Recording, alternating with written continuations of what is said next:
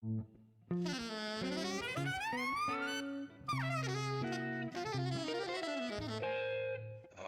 Jazz.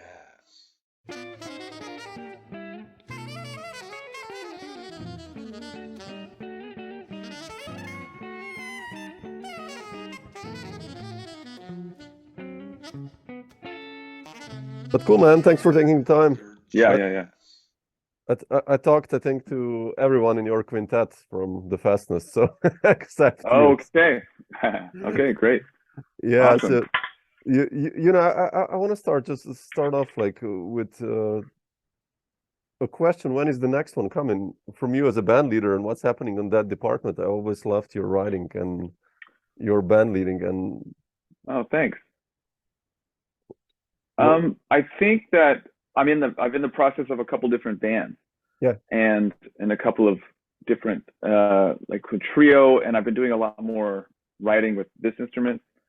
And so I think what I'm trying to figure out is, do I want to do 2 records, and one of them be more a trio based with vibraphone, and then do another quintet record.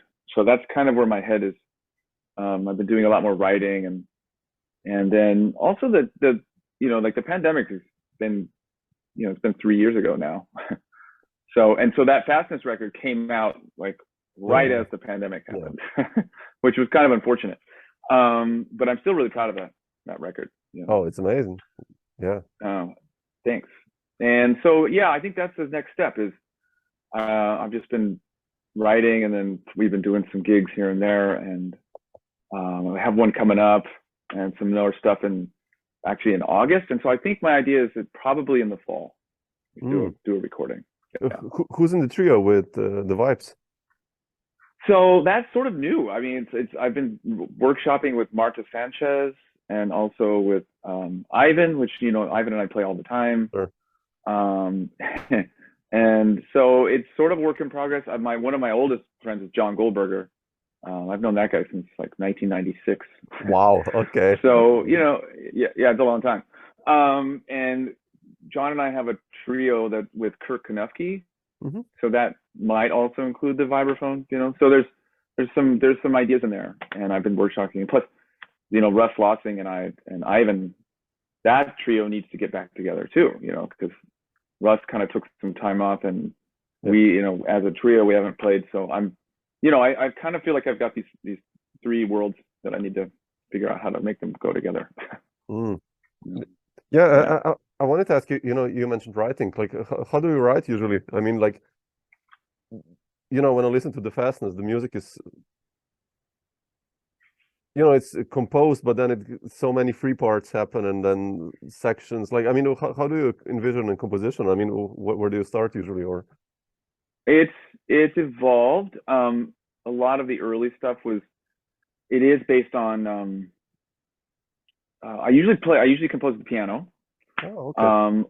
And then recently with the vibraphone, I've been trying to write with that in mind. So it's the range is small and such, but usually it's just at the piano. And then depending on the ensemble, it's not super arranged.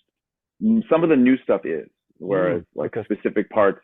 But like, for instance, in my first albums and such, a lot of it was just basic roadmaps. And then it was the band, we put together the ideas, you know, like the improvising created more of the sounds, whereas then we would flow between sections. And then with the Fastness, that was a little more sort of composed. But then, of course, a lot of the stuff is a lot of free in the middle. Some of them we keep forms. Some of them we keep the form for a minute and we let go of, and then find our way back. And that's sort of the magic of those bands, is that there's so much trust in those groups that we can just move to a section and come right back. And it's pretty seamless. So that with everybody that I tend to play with, everybody's a composer. Yeah. And so in their improvising, it's sort of more compositional based rather than let's take a solo and then take a break, you know, like. So with almost everybody that I play with, there's the composition, and then we're almost composing on top of it. Yeah, that's what. And so, but then, with the newer stuff, it's still sort of a lot of that in mind, but some of it's a little more parts based, you know. So yeah, it's evolving. Yeah, no, I'm really curious how the new one will sound. I mean, because on Fastness, yeah, like you said, it's already different. And obviously you have all these players, like you said, who are amazing composers. You know, when I listen to Russ, I think he composes like every day, right? It writes a tune or something like that, like or Yeah, I was what he talking told to me the him last during the time. pandemic, and he said he said he wrote like string music, and he wrote like he did 3 solo albums, and like he was just sitting in his house playing and writing. Yeah, It's exactly. incredible. How do Yeah. you know when you lead a band like that with those guys who are all band leaders on their own and composers? Uh, have you become comfortable in that role through the years, or like now when you know present the music and kind of have to still conduct the band? I mean, how do you consider yourself as a band leader? I feel like I trust them so much that especially let's say the trio, I just give them the music, and we rehearse. And that's one cool thing is that everybody wants to play. Yeah, Um, there's not a lot of people that I play with that don't want to play a session or want to do a rehearsal. Like people like working on music, and everybody tends to at one point say thank you, sorry for and everybody's always like, no, this is great, and that's the way I feel. I love rehearsing. I mean, obviously we all have busy lives, but it's you get to play music. So as far as being a band leader, I'm presenting this music and I'm almost expecting that they're going to make it better. yeah, And then a lot of times we'll play and then show like, oh yeah, the way we played it this time, that's the way I want to do it. And so then that becomes a part of the piece, perhaps, like something magical always happens. And then I'm like, okay, let's do it that way. mm, So, yeah, that happened even on a live recording. One of my records was live at Cornelia Street before that place went down. And the horns, they were a completely different space, and it just made the piece better. Like Russ kind of took over, and so when we got the final mix back, I was like, man, that's better than what I wrote. So yeah, that's great. sometimes that happens. And I think that's a lot of it's just about trust with me. I Yeah, trust these guys, they respect the music, and then the magic happens. yeah. I mean, I know you played with Eivind and Russ in trio, and obviously with Tony you go way back, and with Jonathan. I mean, how Yeah. did you meet all these guys? Like, what's the story with each one of them? Like, how did you guys hook up? I mean, Well, it's funny. It was actually, I'm originally from Colorado, and I went to the Banff Center workshop oh, way okay. back in 1999. And then I was moving to New York that summer to go to Manhattan School to do my master's. And that's where I met Ivan and Danny Weiss and all those people. But before that, I went to Banff, and that's where I met Tony Malaby because he was teaching there. Okay. And Dave Ballou was teaching there, and Christoph Schweitzer was there, and like Tony Barba and Dave Troit and this friend of mine, Robert Cowie, and all these people. I met all kinds of people. Quinton Natchoff, who I still play with a lot. Yeah. But that's where I met Tony. And then I moved to Manhattan, and that's where I met all those guys that were at the Manhattan School together, and Ivan. And it just kept going from there. And then Ivan started his first band, and that was with Malaby and with Gerald Cleaver and with me on drums on also. And then we had the trio Tone Collector that Tone came Collector, out yeah, of a I love tour. that. Ivan gave me that, yeah, like Yeah, years ago. Yeah, I love that one. we were trying to. We actually did a tour again in the Midwest, a very small tour, Ah, really? right before Oh, the wow. pandemic. Yeah, Oh, fantastic. and the idea was to restart, and we have these live recordings, so we may actually end up putting something out. But yeah, we'll see. But yeah, that's how that happened. It was going to Manhattan School, but actually it was really Banff. Banff was one of the best things I ever did. That place was awesome. Yeah, so many people say that. And Yeah, just, even older generations, who went in the 80s, everyone is like, yeah, I mean, that was the yeah, shit. Banff. It was such an amazing. It's not really like a camp. It's more like Yeah. a gathering. It was amazing. Mm. I still look back on that. That and going to Manhattan School was one of the greatest things. And I was telling this to somebody else the other day that everybody does these rehearsals in 2-hour blocks, and that really started at Manhattan School, I think. It was kind of happening at Banff, but that's because that's how long you could get a room for. And now like every rehearsal I do, it doesn't matter who it is, it's still 2 hours. It's really fun. That's time efficient. I mean, that's good, man. It's like, Yeah. you know, to get it done, and you know, you're there for 2 hours. That's fantastic. Yeah, yeah. Like, Yeah, it's hilarious. if we go just a little bit back, like, I mean, a little, I guess more, but Sure. what got you excited for jazz and drums? I mean, what was that moment or a record that you said, I want to keep investigating this? It was really that my father is a band director, and when I started to play, I played piano first, and I actually played cornet before that. Oh, really? Wow. And then he really didn't want me. As he would say, he wanted me to be a percussionist, not just a drummer. So I started out on marimba actually, and started marimba lessons when I was 9, and then I was playing drum set 2, and it was really in like junior high that I was like, I want to play jazz, and it really started there.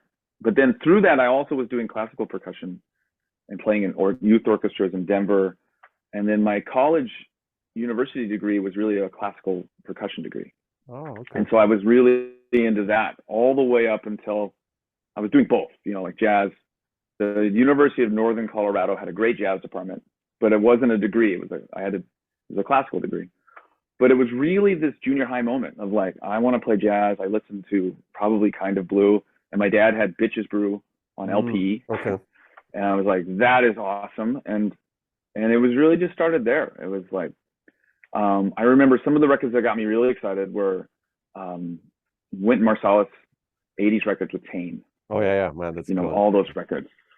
And it was like, even the Standards Volume 2 record, that blew my mind. And then Live at Blues Alley, and like Tane was, I guess, before Tony Williams, Tane was one of my biggest influences when I was young. Like that was, and then out of that, of course, you find Elvin and Jack and Tony, and then in high school, I had a car because we were in Colorado, and so, you know, kids had cars early, and I think I listened to 4 and More in my car every day in high school. Wow. Okay. And so that era, the whole 60s Miles, that had a huge, I mean, it is for everybody, but I just remember that specifically. I listened to that one record every single day. Wow. Yeah, I mean, so yeah, I went back to that. Yeah. And I've kept the percussion thing going. Like, obviously, I mean, I teach percussion, I teach music, and teach whatever. But I've been keeping the vibes thing going, and I keep shedding all that stuff. And, you know, it was just that the improvisational aspect of it, and playing drums and jazz, that's where my heart was, I guess, as, you know, being an improviser. But I still really love all that music. Like, I mean, I just rebought this Danakis percussion piece just to, wow, really? that I did in college, but just to do it, just for fun, you know. Yeah. But yeah, so it's, I do feel that percussion experience does change the way that I approach the drum set. I think I didn't come up in the same fashion that some people did, doing just rudimental drumming, and you know, like I did all that too. But I do think that playing more new music and that kind of style, I think that, and the playing 4 mallets, I think that's just changed the way that I approach the drum set, you know. Also, as a composer, I guess, you know, doing the classical, right?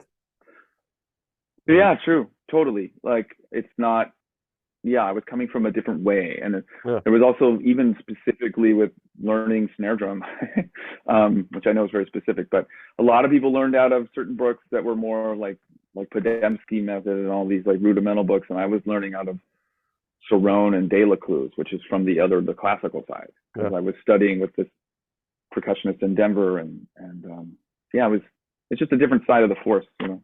Yeah, sure. But then, of course, I did all the other books, and then studying with Riley at Manhattan School. I would say most people give it up that he's the greatest. Yeah, you know, he's I like still one of use the his best books to mentors, teach. right? Yeah. He was an amazing mentor. He was amazing for me because I had been in my undergrad, and you know, I actually did an extra year because I was in a sort of a double major without it actually counting. And I was super done with taking lessons, and he knew exactly what to talk to me about and what to teach me, and it was great. Yeah, that's so important. Yeah, Riley's an incredible drummer, obviously. Oh sure, man. Yeah. But his method of teaching is so like focused, and he knew exactly what I needed. It It was great. Yeah, I wish he'd done more records. Like, there are not so many records of him out there actually lately. Like, Yeah, or even I know. earlier. It's like, but yeah, There's some great recordings, and he's with the Vanguard band, and yeah. he's incredible. Yeah. What about in Colorado? I've read you had a chance to study or to play with Art Landy and Ron Miles. I mean, I'm a huge fan of both of them, obviously. I mean, especially Art. I mean, or both are like hugely underrated, I think, but amazing players. Like, how was that for you? Yeah, I was doing sessions in Denver and in Boulder, and going to jam sessions in high school, and I met through one of my first teachers. His name was Greg Carroll. He was a vibraphonist. He still is. And he had me play when I was 17 on a gig with Art. And I think I kind of sucked, but I was, I was young. And then I re-met Art Landy in Boulder years later, and we played, and it was great. But Art's kind of, he's a quirky guy. And he was like, yeah, Jeff, when I first met you, I just really didn't like it. And I was like, I'm like, oh my God. But he was great. I almost felt like I studied with Art every time I played with him, and it wasn't a whole lot, but there was enough. I just felt like it was just mountains of information that I was getting. He's such an amazing improviser. He had all of the history of piano under him, but he's also like super forward looking, and he had all these tricks that he would play. We would play two pieces at once, and all these different things. It was just really formative for me. And then Ron, I met through friends like John Goldberger, who went to CU Boulder and Colorado University, University of Colorado, and meeting, and got to play with Ron a few times, and that was also formative. And so those two guys are definitely the two gurus in Colorado. There's Kent McClagan and a bunch of other people, but those two guys were like definitely huge. I mean, for a lot of people, for Kirk, Knuffke, and especially for me, it was huge. And Shane Ensley and all these guys. But yeah, getting to play with those guys and when I went to my audition at Manhattan School, I told them that I studied with Art because I felt like I was studying with him, even though we didn't officially take lessons. Yeah. Every time I played with him, it was like a lesson, So yeah, that was a long time ago, but that was great. And then I got to play with Ron years later with Myra Melford's band. Really? Tyshawn recommended me Tyshawn was gracious. He recommended me to sub for him, and we played out in San Francisco. And I hadn't seen Ron for a while, and he was sick, but he played so well, And then of course his passing was really shocking for everybody. But he's been sick for like a while. Yeah. But even so, I mean, he had this like brace on, and he had to sit when he played. But it was gorgeous. He was amazing. So, yeah. Such a trumpet player. He's definitely missed. Yeah. He was amazing. Like you mentioned coming to New York for the audition. When moving to New York, like how was that like for you? Coming from Denver, obviously smaller jazz scene. Even though you played with already these guys, but still, like, was it a shock in New York, and how did you get adjusted and getting gigs? I had gone. It's funny, like I had gone to New York. I had gone to this Manhattan School summer workshop, like a few years before that, and I had met actually Vinny Sperrazza then, which is crazy, and Tim Collins. Oh, okay. And so I met those guys. And it was awesome. It was also super hot in New York that summer. And we were staying in this dorm with no AC. And the thing I remember the most is I didn't sleep the whole week. Just sucked. But the camp was fun. And so I really kind of felt at home. And then so when I moved in 99, it just immediately felt like home. I just came over the bridge. I had driven out actually with this friend of mine, and he was going to live with me, and we were looking for apartments. And I remember looking for an apartment on Cornelia Street and seeing that Matt Maniera was going to play there. And I was like, yeah, wow. And then my friend split, and he went back, and then I had no apartments, nowhere to live. And, but still I managed I found an apartment eventually. And I don't know, it just felt like home. It really did. And it always has. Like, Mm. it never was that shocking. Getting gigs, that took a long time to figure out. But, I think I was playing right away, especially at this place down in the Alphabet City called the C Note. It was a really divey place. And we played with Thomas Morgan and, Oh, wow. and Eivind and this guy Tigran Martikian, who is this incredible Armenian pianist.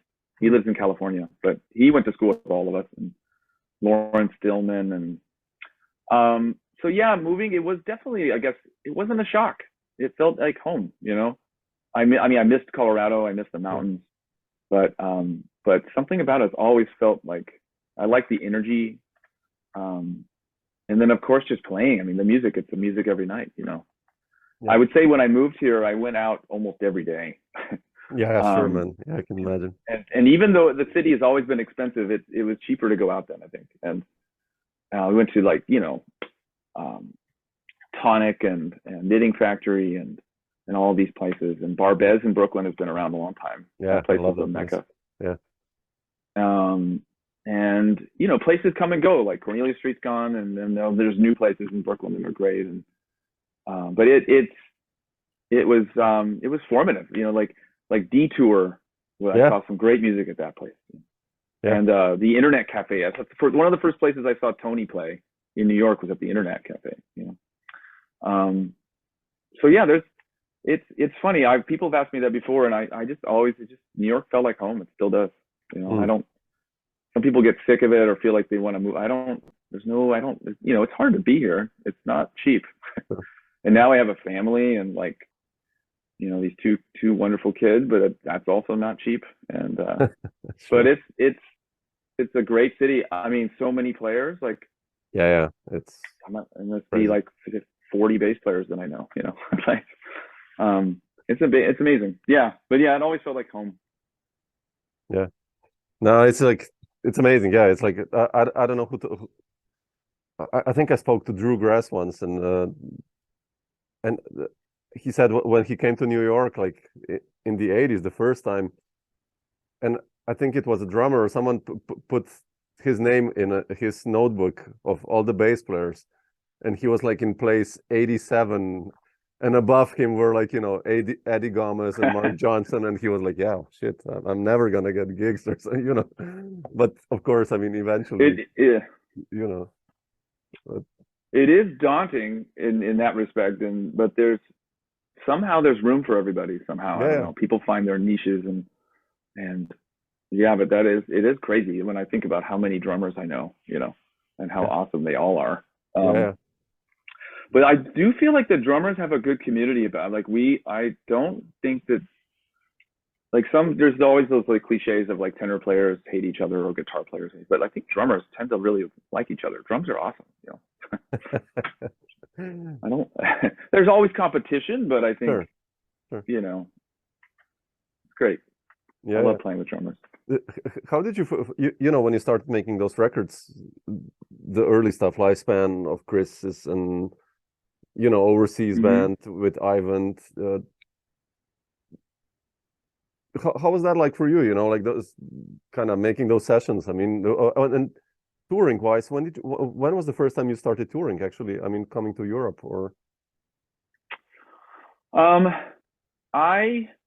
Let's see. I had been to Europe there was a trio that happened out of nowhere I also met Justin Carroll at Banff. Justin Carroll is a great pianist, and he's from Ireland. And he played organ. And then I met Ryan Keberly. Oh, yeah. And so one of the first tours we did was we went to Ireland and we went to Wales. And that was 2001, I think. And then I met this guitarist who's Czech named Rudy Linka. Oh man, really? And, sure. He's yeah.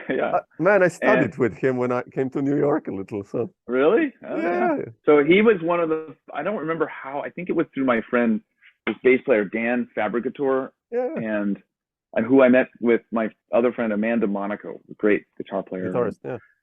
And we had a band with Jason Gillenwater, and he now lives in San Francisco. And anyway, so I think Dan Fabricator recommended me to Rudy Linka. And that was probably one of the first European tours I did. It was mostly in Czech, obviously, because it was his vibe. But that was great, you know. I mean, I don't think it paid enough in retrospect, but I was so young that I was like, oh, whatever, I'll just do it. Sure. I think if he asked me now, I probably would have said no, but it was amazing. I mean, it was great, you know. That was one of the first tours. I did I did some tours with my friend Scott Dubois' band. Oh yeah, exactly. And then yeah, Scott is in Chicago now, but at that point that band was with Thomas Morgan and Gebhardt Ullmann. Gebhardt, yeah, exactly. Yeah, and he's had an ongoing group with Creston Osgood, you know, and Scott's really done it right. He, like, you know, Thomas is always on tour. Those other two guys are always in Europe, and so he just flies over and does a tour and then comes back. Yeah. And then, you know, with my ex, with Kris, we did a bunch of different tours, and we did a bunch in Canada, and that's really the whole thing that happened with that quartet and with Malaby was like we were workshopping. Again, it's like the mentorship thing. We were workshopping with Tony, and we were playing this music, and it was almost like taking lessons in a way, even though it was a band, you know. And we really workshopped a concept for those records, you know. I mean, Lifespan, I think, was the quintet with Russ Johnson. Yeah. And then after that, those quartet records, that was really, there was definitely a concept vibe on them, you know. And, but the early records, you know, like, I would say it felt natural doing those recordings. You know, I had done a bunch of recordings when I was at Manhattan School, and then, but doing the first records and then doing my first records, those came out of this band that I had with Tony Barba and Kirk Knuffke and Eivind and Kris and John Goldberger. And I was always into the idea of having these big groups, even though they're hard to manage. It was sort of my maximalist approach, you know. And we played a lot of gigs at this place, the Tea Lounge, which was just this coffee shop, but it had a scene. There was like, people just find places to play, but I don't know if you remember the Tea Lounge, but it was, it had some great music. I saw great music there and played there a lot. So this band played a lot, and so we did my first record at Systems 2. And I remember, because I brought my drums, and they had an amazing set of drums. So I never did that again, but it was because it was my first record, and I was like, oh, I want to use my drums, and they were really gracious about it, and they're like, wow, you tune your drums so well. But I was like, I think in the back they were like, why did he bring his drums? You know, because they had this killing set of sonars. They were beautiful, rosewood. They were. Yeah. That was a green moment, you know, but it was still, you know, great. I was glad I did it in the end. But yeah, those early sessions, like that first session with Eivind was really great. That's a great record. Yeah. It was that double drum moment with Gerald. It was just awesome, you know. Yeah, it's a great record. And yeah, so like, and then it's just gone on from there. Sometimes you forget records you made. I mean, when you did Leaf House, you know, for Fresh Sound, you hooked that up with Jordy because of those records that you earlier did, right? I think so, yeah. I mean, I'd always done these records with Jordy. Yeah, you're right. I did the first album through Eivind's label, and then I just asked Jordy. I said, like, would you be interested? And he honestly was very cool with me. He was honest about. He's been very supportive of a lot of people. Yeah, definitely. And he said that my first album was too out for him because I sent it to him, but he liked it, but it was too avant-garde. And I think maybe because I went with my heart, but I put the outest track first, and that's just the way I heard the album, you know. Sure. But if I had ordered it differently, he may have liked it, but I don't know. Doesn't. But he was very supportive. And that trio record we did at Tedesco Studios because Russ loved the piano there. Yeah. And it was cheap, you know, it was super cheap, but it was a great piano, great drum sound. So it's cool. And that's a beautiful record. But yeah, really.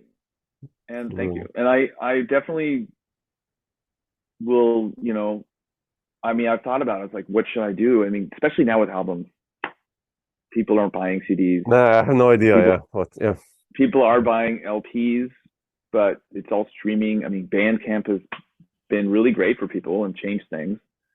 So it's like, what is the next step? That is like, do I ask Jordy to put another one out? If he would put one out, I would do it. You know, I haven't. We've talked, but also should I don't know, should I that's been another process. Like certain projects I just self-produce and put them out limitedly, and I think a lot of people are feeling the same way. Like, what's the point of a record label?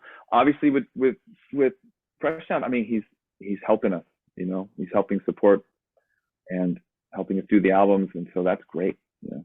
Yeah. But then coming down to press, you know, you have to do your own press. And, Exactly. Yeah. You know, so certain labels that maybe have more press, like Out of Your Head, you know, Adam Hopkins, he's running a great label, and he's doing it the right way, and he's helping with all the press stuff. You know, that's a huge benefit. That's a lot. Yeah. Yeah.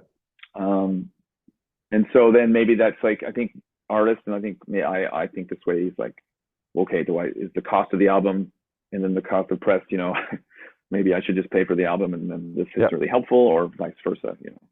And I think in years past, the way I've done albums was definitely a cost factor for me, you know, having this family and et cetera. And like, you know, I mean, I know everybody's like that, but you know, certain people are like, especially our Canadian friends, have a better grant system, you know, like you can get recording grants, and that's easier than it's sometimes that's easier and it's definitely helpful, you know. So that's, but I was, you're right, that first record was because of the other albums that I had done for Jordy. He was very gracious to put it out, you know. And now I've done 3. I guess I've done the 3 with Fresh Sound. Yeah. And I'm hoping that one of these projects will, probably the quintet, you know, will be through Jordy. Yeah. No, but it's a valid question, you know, what the future is like, how to put out a record. And I don't know if anybody has the answer. No, I mean, every one of us has, you know, I have like 6 or 5 masters albums, and I'm like, shit, what, you know, do I put it out myself? Do I do a label? What, you know, it's just, it's heavy. It's totally. But I think, I mean, people are putting out albums, and like, it's great. You know, there's a lot of great music happening. And everybody's doing it in different ways and having their own labels, and like even Kris's label is very successful. Yeah, sure, definitely. So I don't know, it's interesting. I'm not bummed out about it. Some people get really depressed about it. I know. Like, I'm not bummed out. I'm just like, what am I going to do next? That's more like trying to figure that out, you know. Yeah, for me it's just the question of physical, you know, because Bandcamp works really good. I mean, at least my experience with Bandcamp is really amazing. Like, but just for the CDs, you know, we had a tour last October, and you know, people who bought CDs were above 50. Which is in a way scary. You know. I know. So what to do with the young people, or you know, younger people? I'll put it like that. And I think that the young people. I think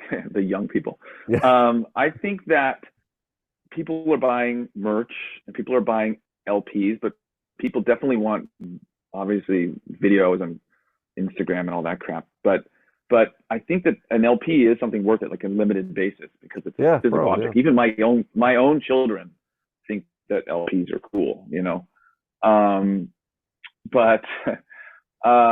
But I think having like a download card and whatever, or having just like a Bandcamp, whatever.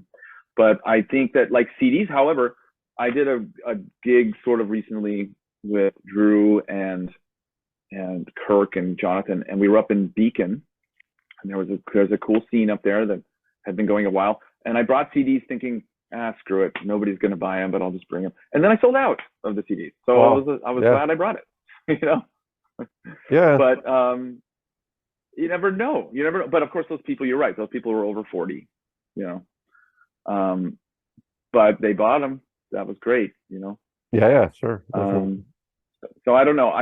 You talk to this guy Tom from the Bop Shop, and he would say that the CD market's coming back. I don't know if that's going to be true or not. But maybe, you know. I mean, people are putting out cassettes. You know? Yeah, I saw that, man. That's been going on for a while. I think Mark Juliana put a cassette out recently. Really? Wow. Yeah. Okay. So I don't know. I think all the options, but I actually think that on all those things, it's all going to be like niche market level, like small Yeah. releases, 200 or something. Like the days of, like I have, because that's the way you did it 15 years ago, I probably still have 1,000 of my first album, you know. Oh Like, man, but my and basement is like I have 3,000 CDs of previous albums. Like my wife is yeah, like, "Oh man, yeah. come on," you know. The only one that I kind of sold out of was the Leaf House one, and so I was proud. I had to get more albums from Jordy, but like, yeah, I know. We moved a couple years ago again, and I brought all these things with me, and I'm like, why am I doing this? Exactly. But I can't throw them out. I can't. No, me There's neither. something Yeah, about it. Yeah, yeah.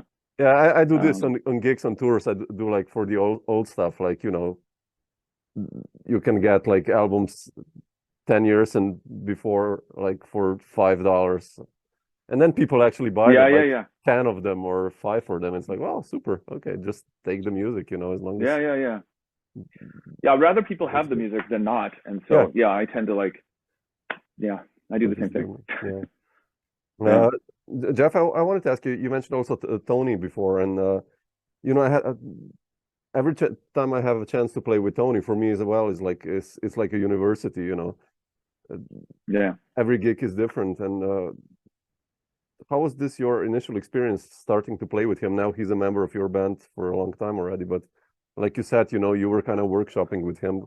How did that go? I mean, It was really interesting because Tony, I mean, known Tony a long time, and especially, and you know, we go in these waves of playing more and less, you know, and I would say since that album, and then he ended up getting the gig at Berkeley, yeah, and so I haven't seen him enough, you know.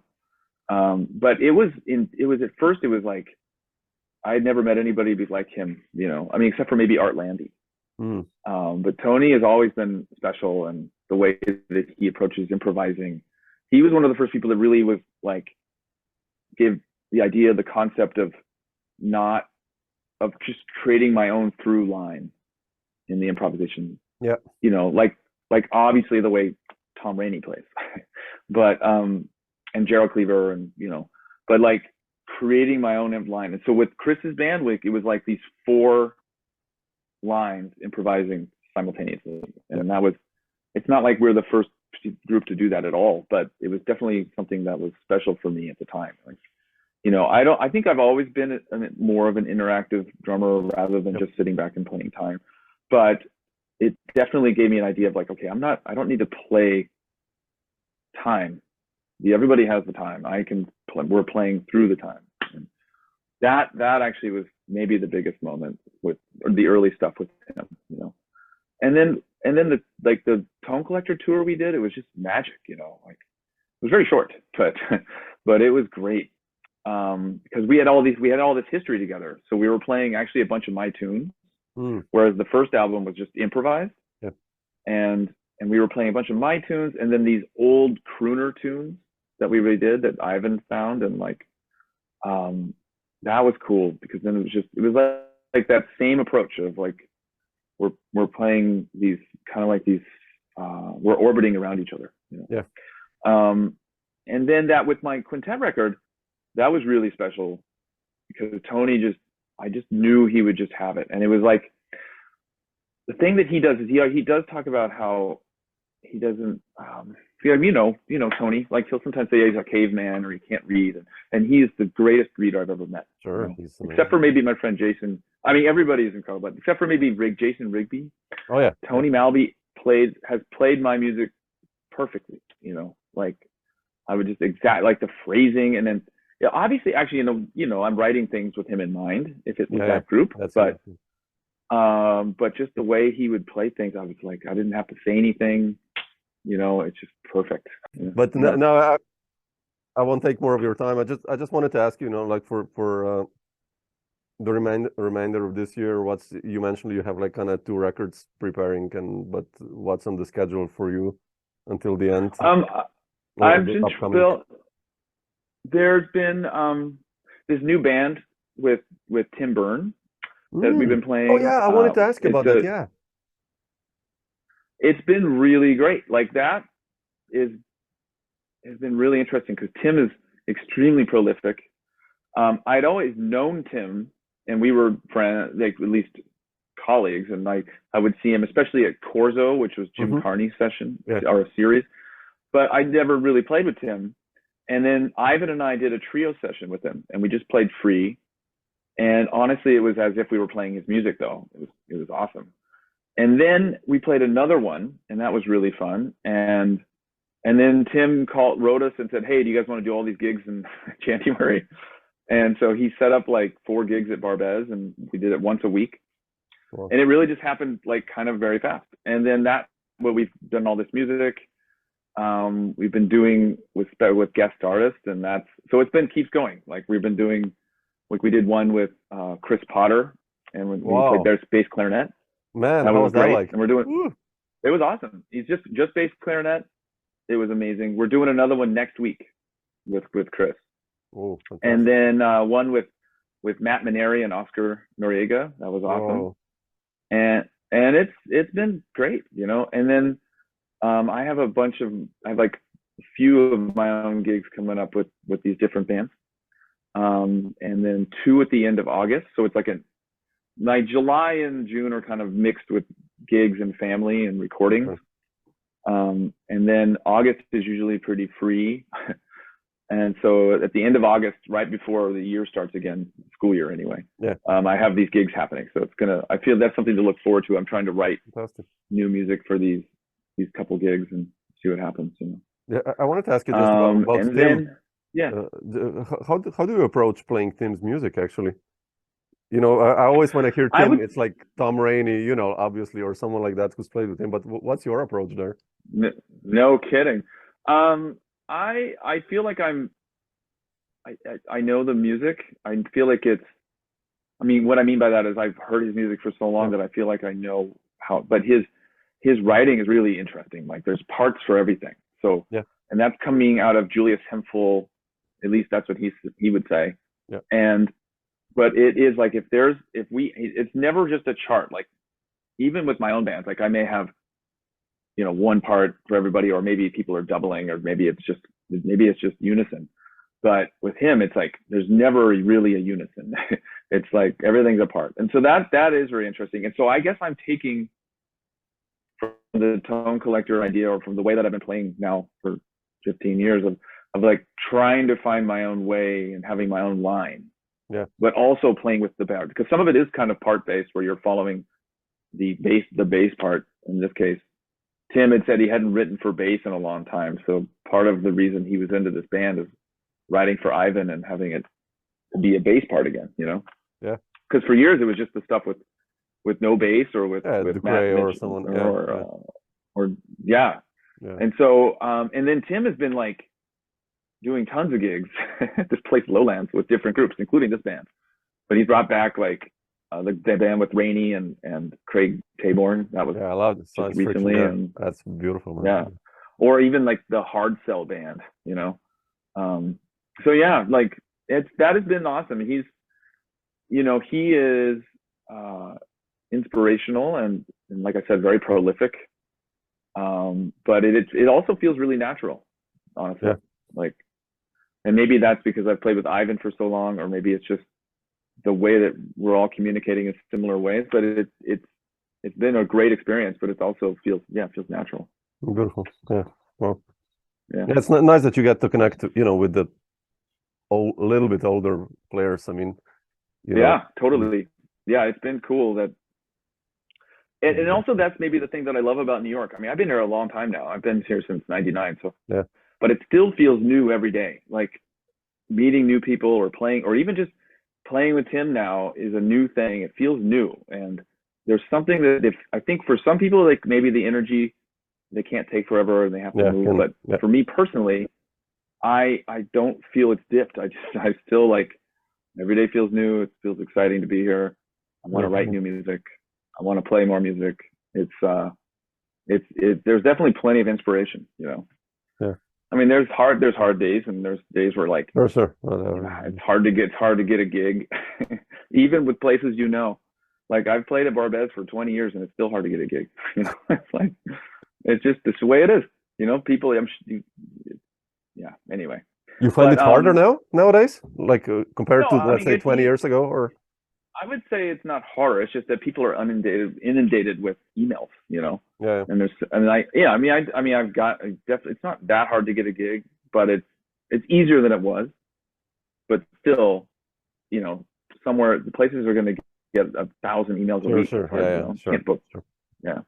Sure. But there's great new places. I mean, I love what's going on at all like Bar Bayou and Bar Lunatico and even this bar Lowlands that we've been playing with Tim. It sounds good in there. It's just a bar, but it sounds awesome.